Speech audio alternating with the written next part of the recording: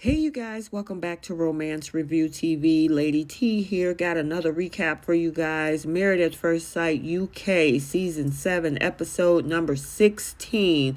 And we're entering this whole challenge that the couples have to do, which is the love and hate challenge, which probably is going to either make the relationship stronger or break the relationship. But we'll see how each of these couples dealt with it, and we'll talk about some of this other stuff that's happening between April and George and Gemma and Matt. But before we unpack all of this, take a second and make sure you subscribe to the channel and don't forget to like and share. Okay, so we're going to start off with Whitney and Duca, and pretty much the premise of this particular couple for this week is they also had to do the challenge. Now, they are coming off of that commitment ceremony that happened, and remember with this couple, Duca decided that he wanted to stay in this mess, and Whitney was ready to leave this mess, and even Paul called it a mess.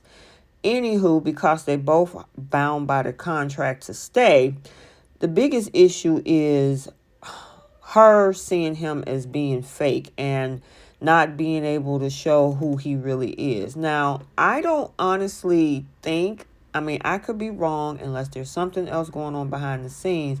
I don't see him as being fake. Now, when they did the challenge, she did say that, she liked his sense of humor and how funny he was.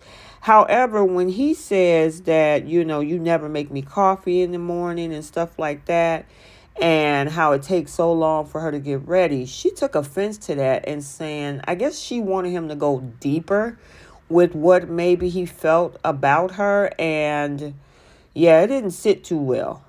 And it's like, what do you want from this man? He's not going to answer the way you want him to. He's going to answer it the way that he feels that's coming from him. I don't get it. But I honestly believe that at this point, they need to just move on. I don't know why Duca is continuously pushing this thing. And even when he said that, he likes that she's considerate and that she's not needy, she took offense to that too. And that was supposed to be a compliment. I don't understand. At this point, I'm over these two, and especially what's coming up in the next episode. But as for Duca and Whitney, they get a big fat 0 to me. Okay, so now for Thomas and Adrian, they are actually doing pretty well, especially coming off a good commitment ceremony, because the previous commitment ceremony, Thomas was ready to head out. Now, they did do the challenge as well, and what Adrian didn't like about Thomas was the fact that he put too much tan lotion all over the bed, but they laughed that off. He was like, I gotta get my tan. And then for Adrian, Thomas was like, I don't like the fact that you tell me off. But Adrian's like, you like for me to tell you off. So, they really didn't have too many issues this episode. As for Kwame and Kasia, they actually had great communication when they did this particular challenge. She put it out that, hey, I like surprises. I want more surprises. And on the flip side, he said that she was too noisy. And she laughed that off because I guess she's moving about the house in the morning when he's trying to sleep. However, he put into motion and listened to what she had to say about surprises. And he surprised her with flowers. And to top it off, he actually wrote a poem for her, and I really loved it. And if you know what I'm talking about, I'm not going to recite the whole poem, but it was extremely romantic, and it encapsulated everything that he felt about her, who she was as a person, and her smile, how they connect. So I absolutely love the progress that Kwame and Kasia is making. And that big old smile on her face says it all. So these two, they're rising slowly to the top. They might be up there next to my other two favorite couples, which of course is Shanita and Jordan, and Sophie and Jonathan. And speaking of Sophie and Jonathan, here they are. They're doing, all I see every time I see this couple on screen is smiles. They're having a good time together. They didn't let whatever was the issue at the wedding day interfere with what they're building together. And I mean, even the little jokes and everything that they had, they're pretty laid back and chill with it. One thing that I will say is that he finds her very sexy, even though it seemed like he couldn't formulate the answer to that. And she asked him about what he found valuable in his life. He really couldn't come up with anything. And then the misconception for her was being materialistic. Now, they did have a conversation and a little dinner with both Adrian and Thomas. And what came out, even though I will say that Sophie handled it all in stride, is, of course, Jonathan's preference. And, he was talking about a woman with overly muscular legs. And he was saying how he's not attracted to that. And that he's also not attracted to if the fact that maybe his significant other, his spouse, gains a whole lot of weight down the line. And I know for Adrian and Thomas, they weren't really feeling what he was saying. And he was like, look, this is my preference, and they were like, well, I understand that's your preference, but how you say it. And it didn't look like it bothered Sophie so much, because I was expecting to see a reaction from her. She laughed it off. So it seems to me that really she didn't have an issue with it. And she's probably the type of person that really does a lot to keep her body right and things like that. So for a person like her, it probably really didn't faze her. But it was a topic for conversation in this episode. And then they came back at him and it didn't sit well at all. So now let's talk about Zoe and Jenna. So for these two, when they got ready to do the love-hate challenge, one of the things that really stood out is the fact that they are both stubborn and can get a little defensive. And the other thing that I will say that Jenna said about Zoe is that she's not a yes person. She's like, it's nice to be with somebody that's always agreeable, but she don't want a person that's just going to say yes, yes, yes, yes, yes to everything all the time. But it seems like they worked through their differences because later on they had a little romantic dinner. Jenna did bring up the fact that they had a little makeup sex, so they are all good with big smiles on their face. So we'll see how the progress continues with both Zoe and Jenna. And they seem to be pretty happy in the moment because Jenna can give a mean side eye. My favorite couple, of course, Shanita and Jordan, they were perfectly fine. They were goofing off with the challenge. Nothing really major here. I hope they stay that way. But he likes her butt. And she didn't get like, oh my God, that's all you see.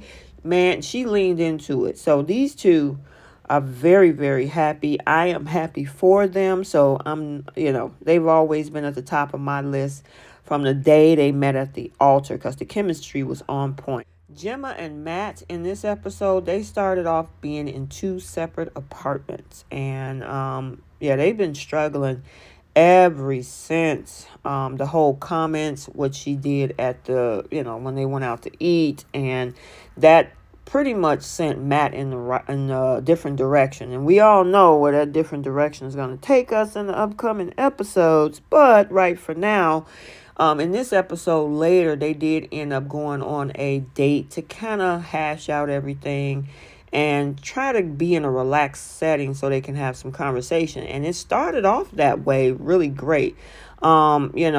They started talking about some of the things that they find interesting about each other, what they like about each other.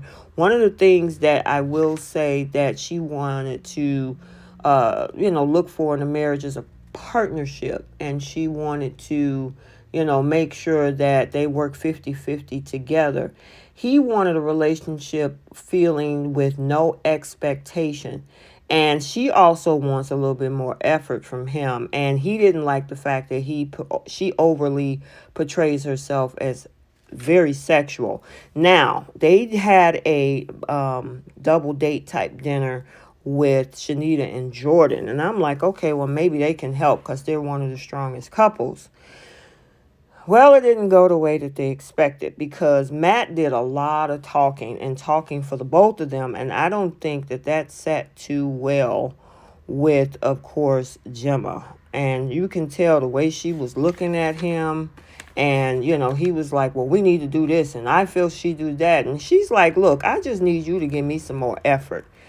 Now, they have been at odds because she wants to know, or she needs validation from him on whether he's into her. If he is not, then you need to just say so. Now, if he is still trying to get to know her, which I honestly think that at this point is hard to say because of what we already know what's coming, it's just not going to work. And of course, she walked out of the apartment. Shanita went in to, give her some consolation. And yeah, this thing is over before it began. They started off so strong. And then last but not least, April and George. Now, I am so disappointed in George, and the only reason being is because I don't think he is 100% emotionally ready for this. You cannot make your current partner pay for the things that happened in your past. The other thing is, everybody has a past, George. And he went so far to Google. Now, hey, I understand people like to do background checks. They want to see who they've been with. She gave, I guess, the Cliff Notes version of the story of her past with this guy, and it seems that George wants to know the intricate details of what happened with this guy, and because she didn't give detail by detail, he feel like she's a liar. And she's like, I never lied, I just didn't complete the whole story. Why would you want to know every single detail of what happened with the guy in my past? And all of this is coming to the surface because of his insecurities. He keep bringing up his kids and how, I got to think about 5 heartbeats, including yours. I get that, but a lot of this is pretty much based on the cheating and the abandonment issues that he had with other relationships. He need to go get that fixed first. And I got to say, in this case, I agree with Whitney when she said that he got a lot of insecurities. She's absolutely right. And he got to get that under control. Because if he don't, she's going to be walking around eggshells. And then he said when guys are looking at her, he thinks that she's looking at him back. I mean, who wants to live like that? George has to get a hold of this issue, or it doesn't matter if he's with April or any other woman, it's going to be a problem. And he's always going to have reassurance that April is, here for him and here in that relationship for the right reason. And she felt offended that I got to go and explain and give you every detail of what happened with a guy that has nothing to do with you. Now, I understand people have conversations about body counts and past and, what happened in your last relationship that made you break up or, whatever the situation is. But he wants to know every single detail. And I honestly think, in my opinion, that has nothing to do with you. It doesn't. She wants to be with you. She wants the relationship. He has to see that. And no matter how much convincing she does, if he don't see it, it's not going to go anywhere. So they're going to try to work on this issue. He has to get that under control and not be so paranoid every time some guy looks at her. Some guy maybe say hi. You watching what her reaction is. I mean, that's got to be a nightmare. So we'll see what happens with these two moving forward. Okay, so there you have it, your recap from Married at First Sight UK, episode number 16. Let's get the conversation started. Let me know your thoughts about April and George. How much information about your past is either too much or too little? And do you think they can move forward with this relationship? Also, we got to stay tuned for next week as we got that retreat and that whole cheating scandal is coming out next week as well. So until the next video, like, comment, and subscribe, and we will see you soon. Bye.